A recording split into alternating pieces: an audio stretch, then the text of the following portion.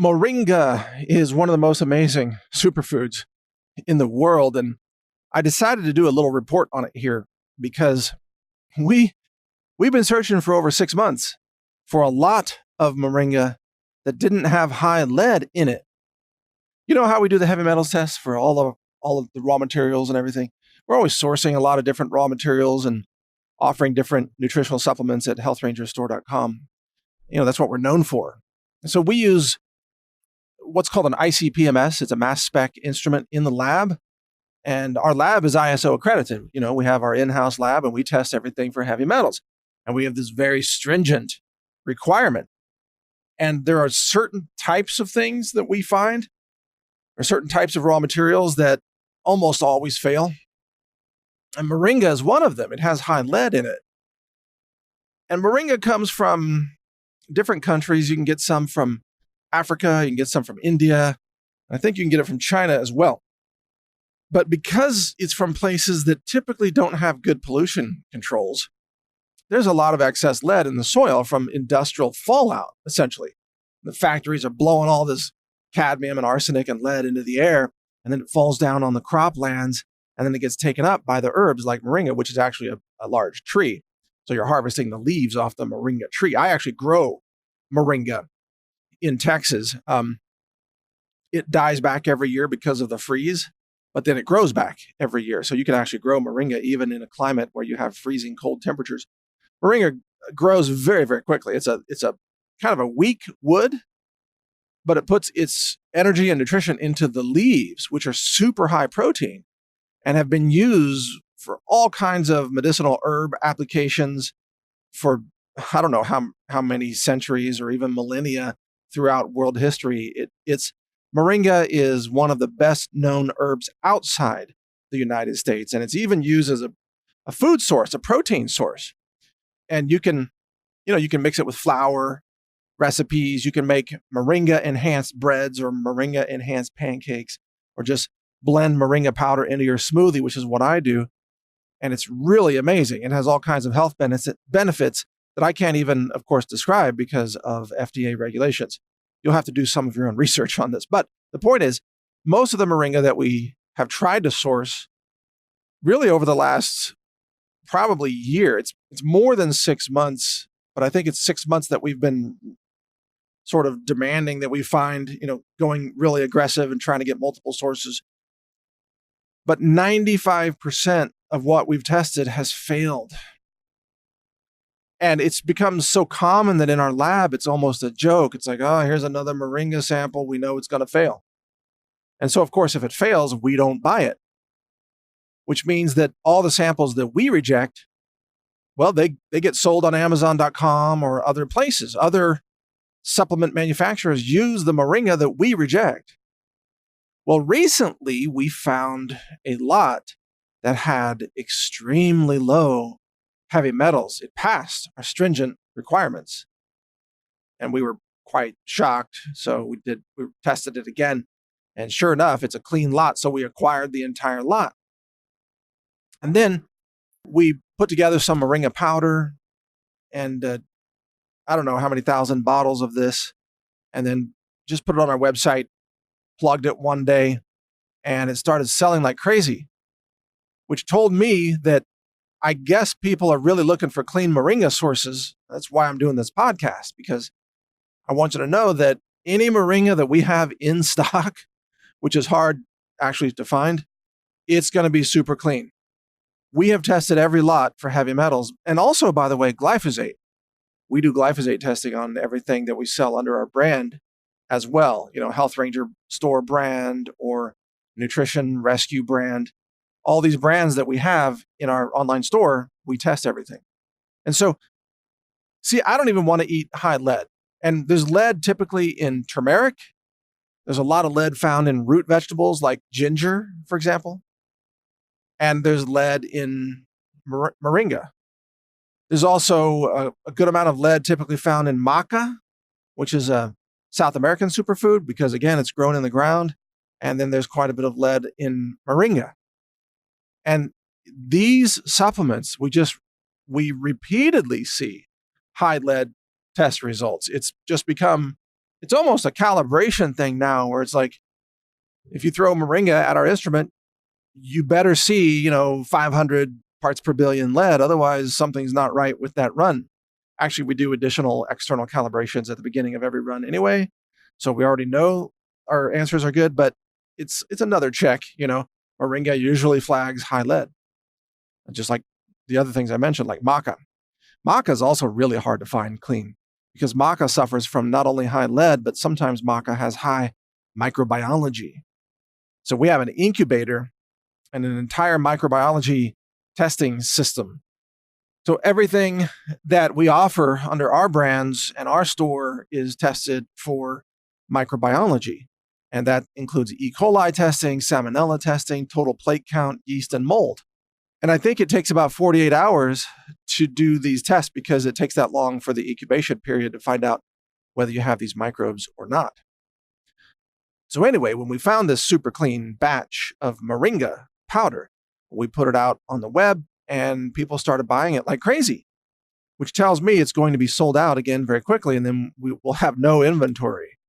And increasingly, this is what's happening with our store. We are out of stuff all the time. And I know it's frustrating. It's frustrating for me too, because I'm also one of our customers. I buy stuff too. I don't just walk into my own warehouse and just grab things and walk out with them. I actually go online and order them just like you do, except I get a Health Ranger discount code, by the way. There is a little discount for me. Thank God, because I work hard to put all this together. But for inventory control and all of that, I have to go through the shopping cart just like you do. Otherwise, I think my own staff would scream at me, "What are you doing walking out of here with Moringa? We need that Moringa. Customer just bought it. That's the last bag." There have actually been situations. I'm not even kidding. Okay, this is funny, but it's true.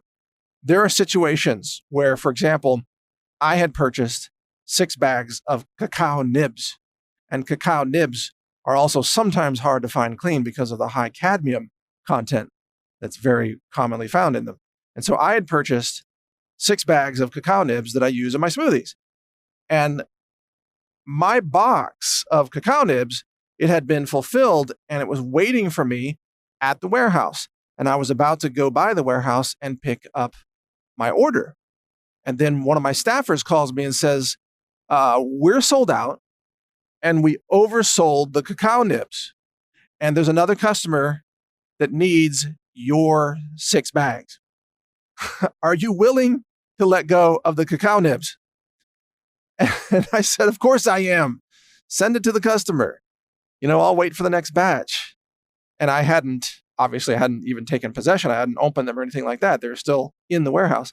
So I actually sometimes give up, quite literally, sometimes I give up my order so that the customer can have that product. That's happened several times over the past few years because we're out of stock all the time on these things. Again, it's frustrating to all of us. I understand. The reason is because everything's so polluted in the world. And I mean, yeah, there's a lot of retailers out there that's easy for them to keep everything in stock because they don't care what's in it. They don't care. They'll sell you lead. You know what? You ask them, "How much lead is in your product?" It's like, "We don't know." And even if you find out, "Oh, look, there's 2 parts per million lead in this thing. That's bad." They'll say, "Well, it's not illegal." And they're right. It's not illegal. It's just unethical. In my view, that's why we don't sell polluted food. But it's not illegal for those other companies to do it. And they have a business model that allows them to sell polluted, contaminated food for profit. And again, often it's the lots that we rejected.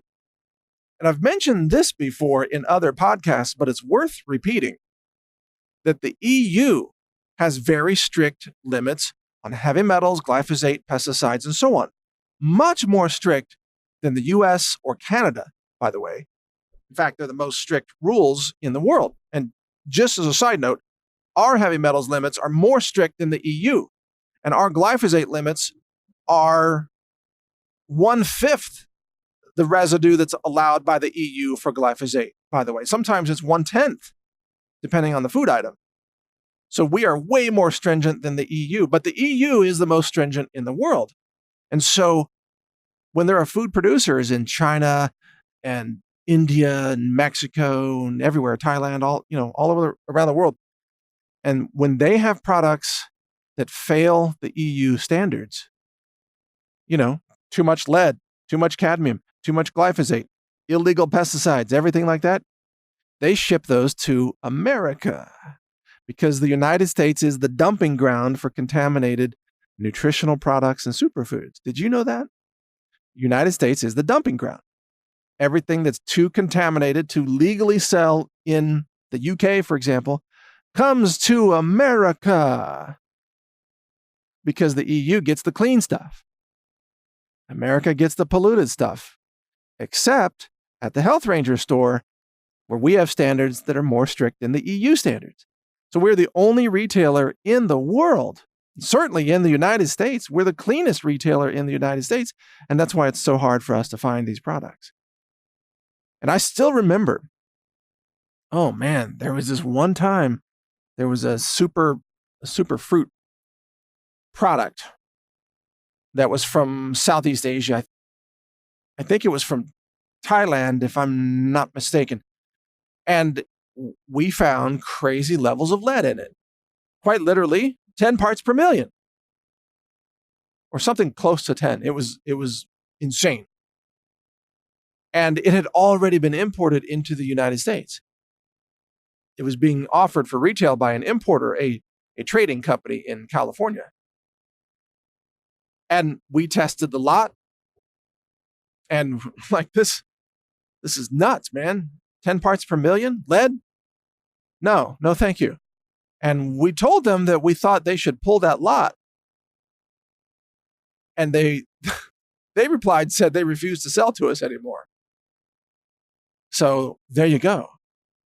So if you have clean food standards, if you run your business in an ethical, honest way, and you don't want to poison your customers, you will be cut off from the supply of many distributors and importers. Did you know that?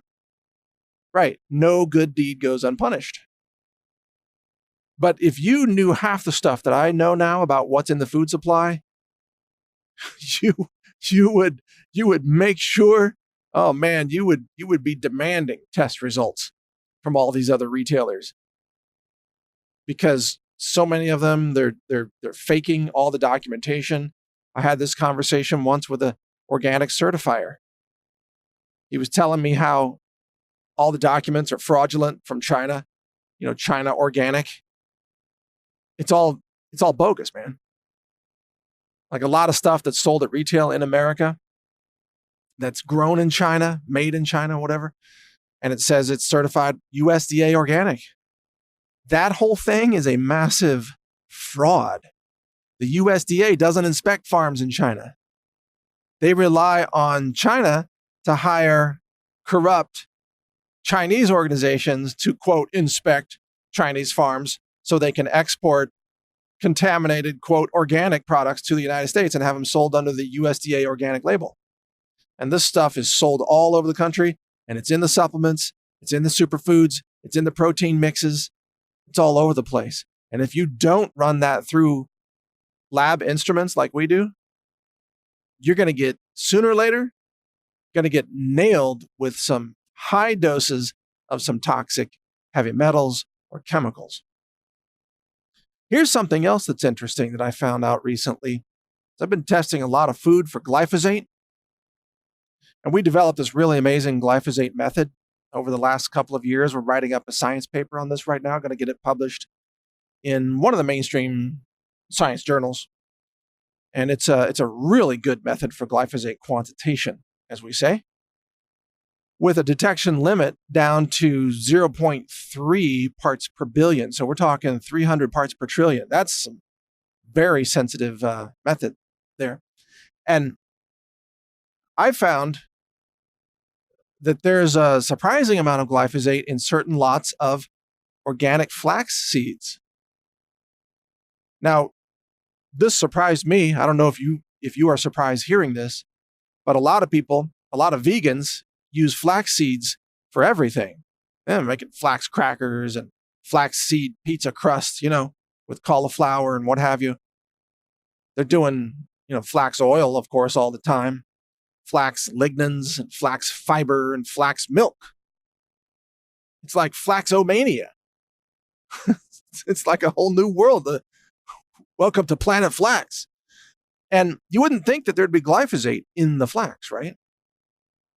You're like, why would, flax isn't GMO, and it certainly isn't Roundup resistant. Why would a farmer be spraying a flax field with glyphosate?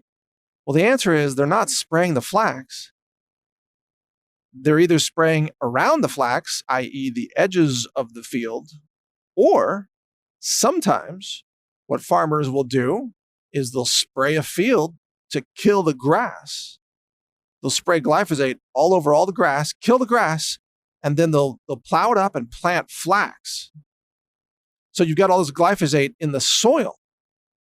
Now, what's interesting, soil microbes will eventually break down the glyphosate into other molecules. One of those byproducts is AMPA, by the way.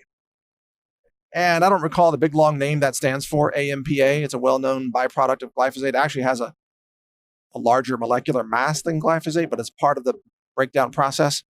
I think another one of those molecules is glufosinate, by the way. So there are different breakdown products. And AMPA is harmless to human health. So if the microbes in the soil break down all the glyphosate and turn it into AMPA or something else, it turns out it's actually very safe. It's not really harmful in that format. And then it breaks down into ammonia and some other things. But if it's in the glyphosate molecule format, then of course it causes cancer. And we're finding glyphosate in the organic flax seeds. So we're on the lookout now to make sure we have ultra clean flax lots that's free from glyphosate. And that definition, by the way, in case you're wondering, is 10 parts per billion or lower is considered glyphosate free. That's been widely accepted now across the laboratory community. 10 parts per billion or lower is considered basically glyphosate free. So we do sometimes see things that have 1 or 2 or 3 parts per billion of glyphosate. And even organic things. In fact, quite frequently organic things. But the real concern is when you start to see like 1 part per million glyphosate, which is, of course, 1,000 times bigger than 1 part per billion. And we've seen that too. Just depends on what you're looking at. We are, by the way, testing beer for glyphosate. That project had been delayed a little bit due to some other urgent things. But we've got all the beer already sample prepped. It's in the freezer. All we have to do now is run the beer on our triple quad instrument, and then we'll have the glyphosate test results for popular beers. We're going to do that with wine and some other things as well. So watch for those results. Check out my website, NaturalNews.com. And of course, if you want laboratory validated clean foods, just go to HealthRangerStore.com. This is Mike Adams, the Health Ranger. I'm also the lab science director of our lab that runs these tests. And I actually run the glyphosate test myself, which is a lot of fun. If you're a geek, I guess. It's interesting. It's a mental challenge, I'll tell you that. But I run that myself, and so I'm intimately familiar with this whole process. Thank you for your support and your business. HealthRangerStore.com, once again, is where you can find all these clean foods, including lab-tested Moringa powder. At least while we have it. It might be out of stock by the time you hear this. I don't know. Go on there and search for Moringa, see if we've got some. If so, get it. Otherwise, I'm going to buy it.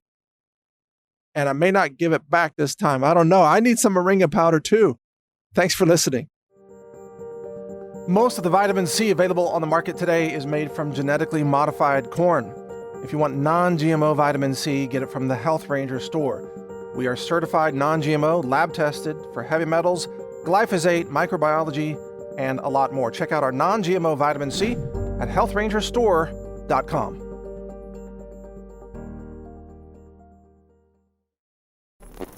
Thank you for watching. If you want to support our mission, visit us at HealthRangerStore.com for the world's largest selection of lab-verified superfood and nutritional products for healthy living.